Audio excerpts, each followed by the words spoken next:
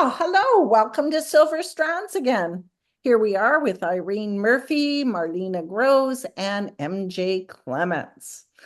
So, my topic for today is why on earth would you teach math to a preschool? Well, math is just one of those activities that's necessary. Now, teaching math to your young children doesn't need to be daunting or boring. And chances are you've already taught your child skills without even knowing it. During my parenting and teaching years, one of my favorite ways of teaching was through song, rhyme, and finger plays. It was always fun to start with gross motor activities, one little elephant balancing on a piece of string. He thought that it was so much fun that he called for another elephant to come. You transition them to sit down, and then you do a few finger plays, five little monkeys jumping on the bed, or five little ducks, two little bluebirds sitting on a wall. One, two, buckle my shoe. Three, four, shut the door.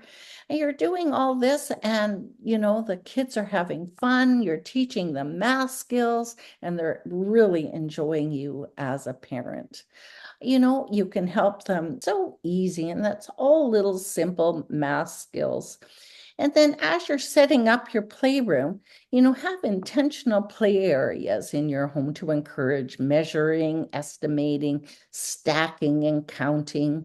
Have Duplo for younger children, Lego for older children. There's a stacking cups, five, four, three, two, one. And yeah, and then another one of my favorite things to do is letting your kids help you bake or cook. It's just a wonderful bonding experience for them. Like I need 2 cups in this recipe. Oh, but I only have a quarter cup. So, how many quarter cups to make a cup? And you're already teaching them fractions. And it's just a great way to teach early math skills. Anyways, that's my presentation for the day, and I don't want to take away from Marlena and MJ. So enjoy. And those are just a few tips that I have for today. And yeah, so welcome. Okay, So, I love how you talked about the some of those poems that we used to do when we were so young, and I haven't heard moms lately doing those with their kids. One to buckle my shoe, and some of those. I Do you have titles of any of those poems that you could kind of throw out so that they know what they're looking for? So the first one would be one to buckle my shoe. What else do you have?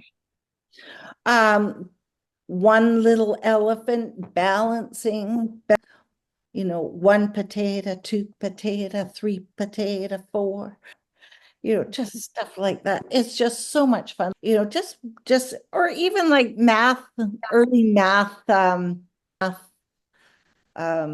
rhymes, and you'll find them, there's five little monkeys jumping on the bed, five little ducks, or five little ducks went out to play, you know, yeah, there's just a myriad of them, you know. I think that was such a big part of our lives when we were younger. It was understood that you knew all of those poems, and as my older ones have started to have children, I I don't think that that's the norm anymore. And so I think it's really good that you came up with those ideas from when we were younger, because it shows them that we had different ways of doing things sometimes that just made it a little bit easier. It was so much easier to do five little monkeys jumping on the bed, and they were able to count backwards from five, than it is to try to explain to him just five, four, three, two, one, because they don't understand what's missing from the equation. And I think it's really cool that you brought that all in. So thanks, Aunt Irene. I appreciate You're that. welcome. It is so much fun. And the cooking, oh my goodness, you'll never regret cooking with your kids. Yes, yes. I love cooking with my granddaughters. Even my 1.5-year-old granddaughter comes into the kitchen and she just wants to pour them in. And she doesn't know, one from two at the moment. And that's okay. But just giving them those skills of being able to say, yeah, how many quarter cups are in a cup? How many half cups are in a cup, and being able to explain that to them, it gives them so much benefit because then when they go to school, they go, wait a second, I was cooking with my mom or my grandma, and I learned that there's 4 quarter cups in 1 cup. And now math is fun instead of a drudgery. And we definitely want to keep the fun in all of what we teach our kids, don't you think? Mm, Yes. sure. Absolutely. All right, so I'm going to talk about a landing and launch pad, and I have some pictures if I can figure out how to pull those up. All right, Learning. we're all learning today. Okay, so a landing and launching pad is a place in your home that gives you the ability to corral all of the things that are coming and going every time you go in and out of your house. It can be as elaborate as something like this, or let me move you guys over so that I can have my arrow. Um, or something even as simple as a very small wall by the front door, next to the kitchen, wherever it is that you tend to drop all of your things when you come in the door. Um, so it can be as big or as small as you need it. My suggestion is that you find the one spot where everything drops. So if you grab the mail on your way in the door, and it instantly drops to the dining room table, then you're going to want your landing and launch pad to be near the dining room, or in the dining room. If you find that the kids come in the door and drop all of their coats and backpacks, dog leashes, whatever, by the front door, then you're going to need something that's a little closer to the front door. And there's a lot of ways you can contain these things. Uh, Keys are a really big deal for those of us that need them. And if you have something that you can put those on near the front door, then it's very easy to not lose them anymore. So I tend to keep my keys next to the front door. I can just grab them on my way out.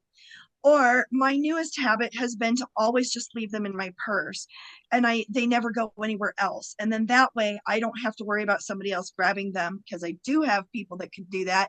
I tend to just keep them in the bottom of my purse and make sure that my purse is always in the same spot.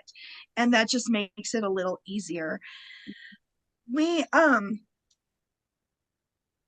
We used to, in one of our houses, we had hooks like this on the wall where we could keep coats, backpacks, purses, project bags, things like that.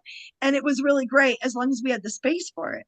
In the house that I'm in now, we have the space for it on the wall, but the wall that I would do it on, people would hit with their arms. And we certainly don't want people walking around with bruises all over. So I actually didn't put the hooks on the wall in this house. And I made sure that there were places in their bedrooms for all of those things to drop. So it was a habit that we had to create in order for them to not drop anything at the front door, but to continue taking the backpack or the coat down the hall and put it on a hook in their bedroom, or on a shelf in by the door in their bedroom. And we created their own landing pads for them within their own rooms, and that just kind of kept the front door area cleaner for us. Hmm. Hooks for backpacks, they come in everything. I have a friend who put up some really cool lockers in her garage for all of that stuff to collect as she comes home, because she comes through the garage. And I thought that was a really, really great idea. Hats also need a place to go, so you could do something simple like hooks or a coat rack has room for hats on top next to the door, or even a shelf system where you can put stuff like that. In the winter, a lot of us live in really cold weather climates. And so we have to have things like gloves and hats and jackets and raincoats. I never needed a raincoat or an umbrella until I moved to the South. And now I need raincoats and I need umbrellas, but I don't really need heavy coats. I don't really need gloves and hats. And so all of those kind of uh, had to go away when we moved from the very cold north down to the south. Shoes. So I don't particularly like shoes by the front door. However, this is not a bad idea if you can hide it by the behind the door or in a coat closet. I like this idea. You definitely want something with holes in it so that the water will drip down on the bottom, but you don't want holes in it like this if you're in a snowy climate where the snow is going to drip onto everybody else's shoes. So you kind of got to keep in mind where you are and what your needs are in order to fulfill what you need for that. Again, our shoes go to the bedroom unless they smell really bad, and then I make them move those outside because we have a lot of boys. I found this super cute umbrella rack, and it fits in that tiny little corner right there, right next to the front door. Now, anytime anybody needs an umbrella, we just can grab it right out. But it made it a lot easier to find those because umbrellas are really easy to get lost in the bottom of a coat closet, behind the shoe racks, in somebody's backpack or whatever. And this way they're able to dry inside the rack, and we don't have to worry about that as much. Calendar is really important to have in a family area, especially near your landing and launch pad, because it's the one place where you can keep track of what everybody's doing. And I tend to color coordinate my calendars by person of the house. So you'll see that there's different colors on here. I have 5 boys living at home at the moment. Everybody has their own family color. I have pink. My husband has gray. And then they range down from red and orange and blue to yellow, or well, brown. We had to change him because yellow doesn't work on those, and green. And it just kind of helps know when people have appointments, work schedules for teenagers. I don't have to worry about what those are because they're on the calendar when I need it, and just basic general information. And it helps the whole family. So then when my husband needs that information, I don't have to go through it with him every day. He can just go straight to the calendar as well and find that. So it's a big thing to have. Having a place for things to collect. So this is where we would put items that need to go back to somebody, like somebody brought dinner over when we had somebody in the hospital. So the dishes that needed to go back to people land here. Lunch boxes for school land here. Things, papers for the kids if they need to take them back to school, all land here. So it's all easy to grab on the way out the door. And you want to have a clock in that area. This one was kind of cute. It doesn't always match my decor, so it's out right now. But I have a big one on the wall also that I don't have to change when the time changes, and that helps a lot. So we have to have a clock so we know, who's running late and what's going on. Where did that go? So it's always nice to have a mirror next to the door. You can check your lipstick, your hair, make sure you're walking out the door in somewhat decent fashion. It's nice to know that, you look somewhat decent and not completely frazzled and crazy. Or if somebody comes to the door and you can just kind of check things over.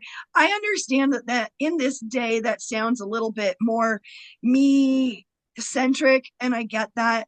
But as women, especially as professionals, we want to make sure that we're looking our best, and just checking a little bit of hair or making sure your glasses are on straight or whatnot is not the end of the world. It's certainly not so selfish, but it definitely keeps you looking presentable when people come to the door or when you're on your way out.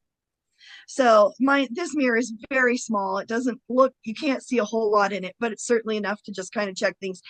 And mirrors in a space that are small help the light bounce off the walls. And when that happens, it actually makes that space a bit bigger or feel a bit bigger. And so mirrors are a really great thing to have, even when they're small, because that it helps those kinds of things. Having a place to contain mail, school papers. My home organizer is in the top here, and the wipe off markers for the calendar are here. But our mail goes in the second bin. And then in the bottom bin, my homeschoolers are able to put their homework in there so that I can grade it later. And I don't have to have it just sitting in piles all over the house, which is really helpful. The kids who are at public school, they drop any papers that we need to look at from school into the mail bin. And then that way I don't have to go looking for those. I don't have to go through backpacks and whatnot. It becomes a habit. So one habit at a time. But if they take their backpack to their bedroom, they need to take the papers out and come back out and put it in the mail slot so that we all know, so Mike and I know where to find those kinds of things. The drawers that are in here actually hold my grocery bags, notepads and pens for me, candles in emergencies, and light bulbs. So this kind of thing, these things are kind of used a lot for us. And so that's what I keep in the drawers. But you might have other things that you need to keep hidden, but near the front door. And whatever those are, a small chest of drawers is not a bad thing to put out there if you've got the room for it, but don't put it out there if you don't. The other thing I really like in this kind of a space is cube shelving. And cube shelving is great because a child who can't hang things onto a hook or on a hanger can actually shove a backpack into a cube. And it's a lot easier for those smaller children to be able to control things like that. So, cube shelving, small drawer thing is really great to have near the front door or in your launch pad. Your launch pad might also want to contain some of your pet supplies. So leashes, clickers for getting their attention, maybe a treat bag. Make sure it's high because my dogs could definitely take it down. Poop bags that you need to carry with you when you take them on a walk. These are always lost, or were always lost in my house before we moved here. And when I hung these up, we've not ever lost a single leash since, because they all had their own place. And I personalized them. These were little hooks that I found at Walmart, super cute. Just personalized them with the first initial of their names. And now everybody knows where their stuff is for their dog. There you go. There's the grocery bags in the drawer. I also keep a basket near the front door for collecting items that we need to get rid of. So books that we're giving away, clothes that don't fit anybody anymore, library books. Those all go into this basket so that I don't forget them when I'm walking out the door, because it's right there. It's really easy to just grab. Sports equipment. This would be the last thing that I'd talk about. Sports equipment is really hard to contain. And if you've got a kid who's in a lot of different sports, this can be probably the biggest mess maker, just because there's so many pieces to all of their sports equipment. Like I said earlier, if you have a cube shelf, or even hooks, you can keep all of this stuff bagged and put it on the shelf or on a hook, like a duffel bag here.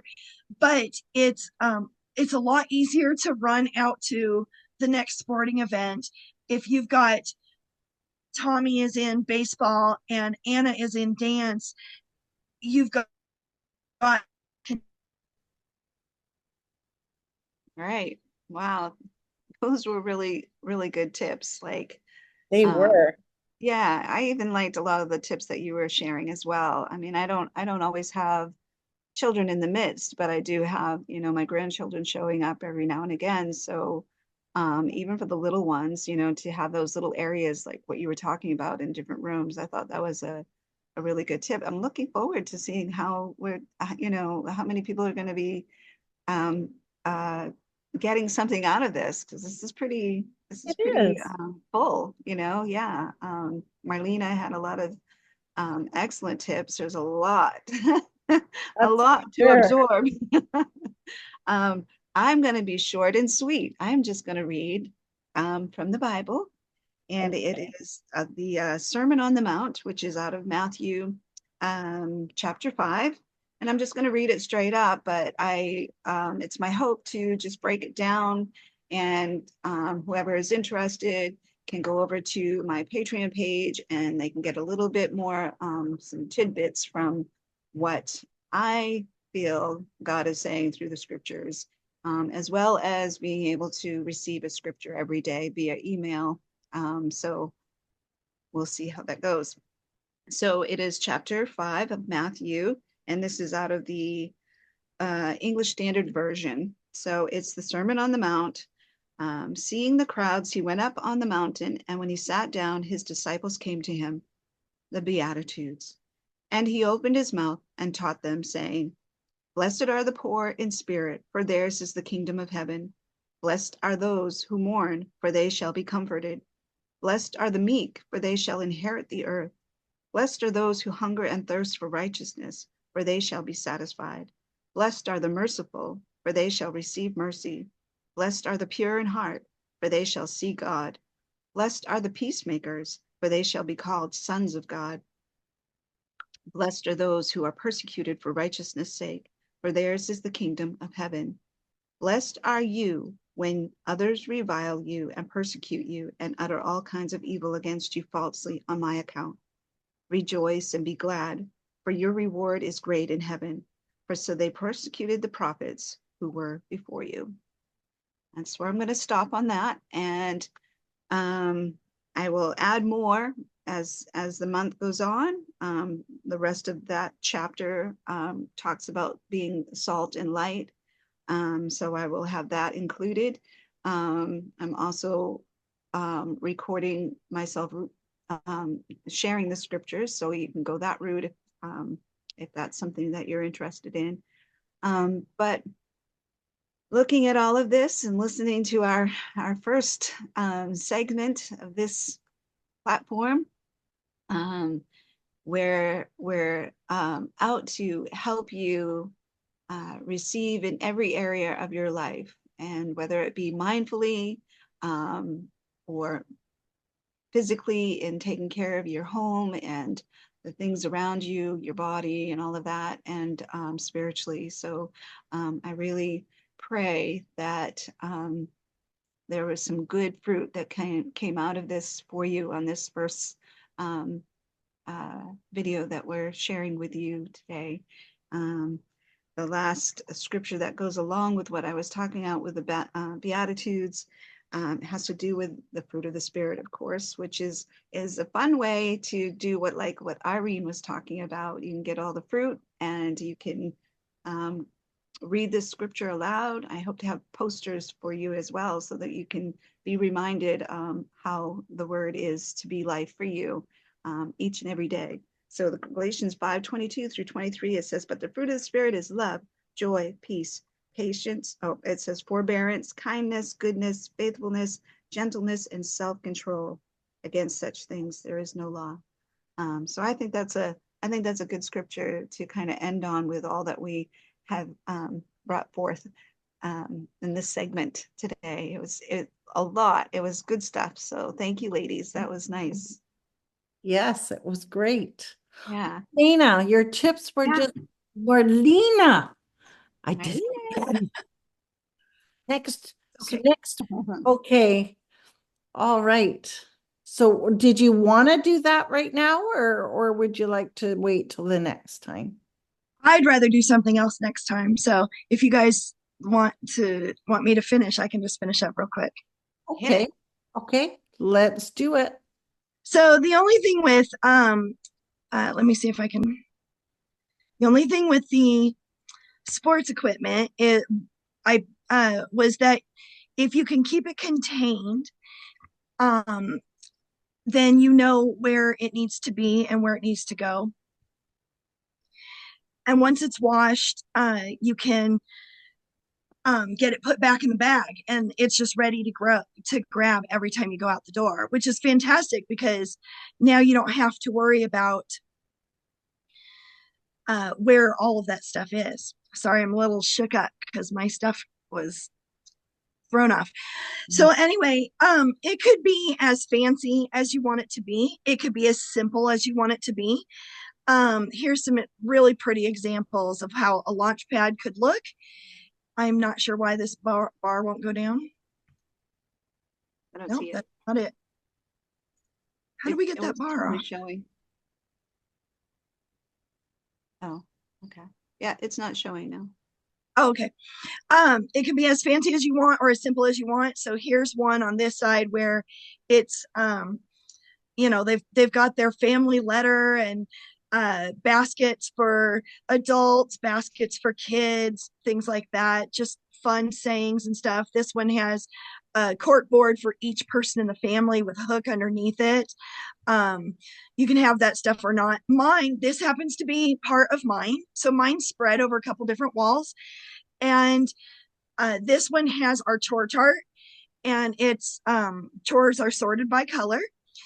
And so they know as soon as they walk in the door that that needs to be done. It helped to move it to a really super bright spot in the house. And now they know all the mail goes on one side.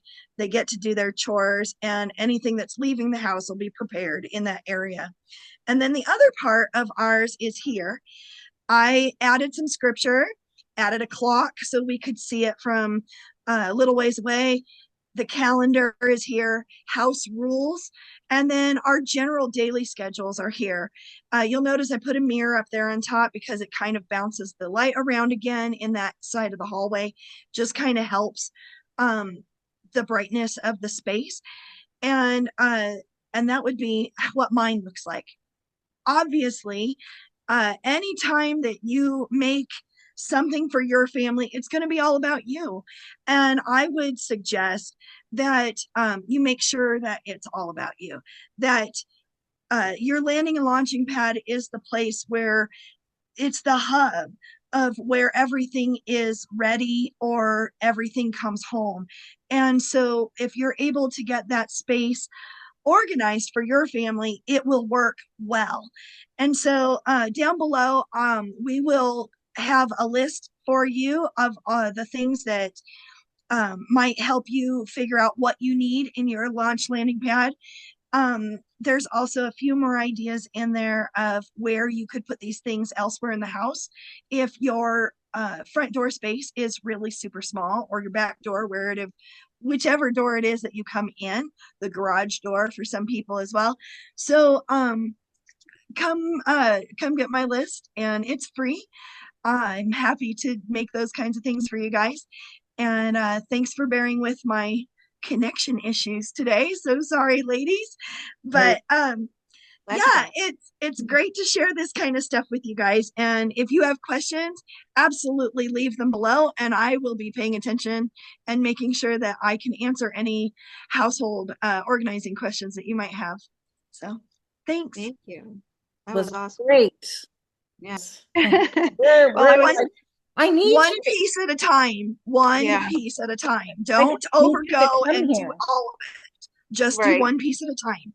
Yep. Well, I was just thinking, you know, a couple of them, I'm like, oh yeah, Huh? thank you. I'm gonna do that. The other, Good. and like I was saying to Irene, was that you know, because I don't have children in the house, but I do have, you know, the grandchildren. But I was thinking for my daughter, she has her son who's in a lot of sports, and he plays ice hockey. They're going to be playing Yes. soccer pretty soon. And I was thinking, just let me know what you think. I'm just thinking, what if they had like almost either something similar to a trash barrel, you know, like the tin trash barrel, so they could just, you know, Hockey sticks. yeah, Yeah. yeah, you know, like I noticed that when they have a habit of coming through the door and just like taking their shoes off right in front of the door. And Right. so I'm like, okay, with some of the visuals that you were giving, I'm thinking, okay. I mean, not that I mean, it's my daughter, she's going to take care of it all, but you know, I'm thinking that's a good little tip. see if she'll Yeah, I love the tin can idea. That's great for baseball bats, yeah. anything that's long cricket bats, things like that. I think that you have that's why I want to make it clear. You have to make this good for your situation. Yeah. My kids did a lot of dance and theater, so we didn't have all of the sports equipment and stuff.